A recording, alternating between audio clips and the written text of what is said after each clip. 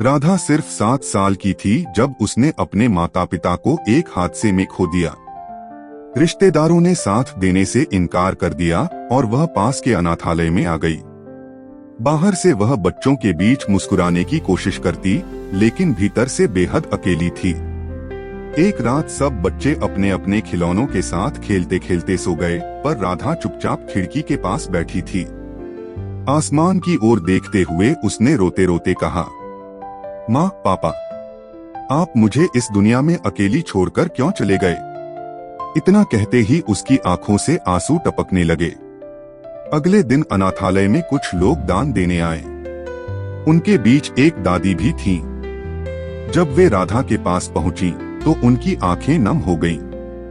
उन्होंने अपनी पोटली से एक पुरानी गुड़िया निकाली और रोते हुए कहा, बेटी, यह मेरी पोती की है। जब तक वह इस दुनिया में थी तब तक यह गुड़िया हमेशा उसके साथ रहती थी, पर भगवान ने मुझसे मेरी पोती को छीन लिया और अब यह गुड़िया भी तुम्हारी तरह अकेली रह गई है। तुम इस गुड़िया को रख लो, तुम दोनों को एक दूसरे का साथ मिल जाएगा। राधा ने कांपते हाथों से गुड़िया ली और उसे सीने से लगा लिया। उसकी आंखों से आंसू बहे, मगर इस बार उन आंसुओं में अपनापन था।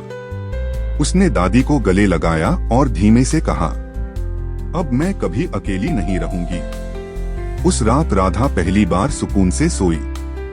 उसे महसूस हुआ कि भले ही माता पिता चले गए हों, लेकिन प्यार और अपनापन किसी न किसी रूप में लौटकर आता है।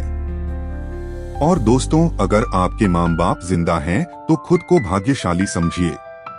अपने माँ बाप और रिश्तेदारों की कदर कीजिए, क्योंकि कौन जानता है जिंदगी का कौन सा मोड़ कब किसे आपसे हमेशा के लिए दूर कर दे।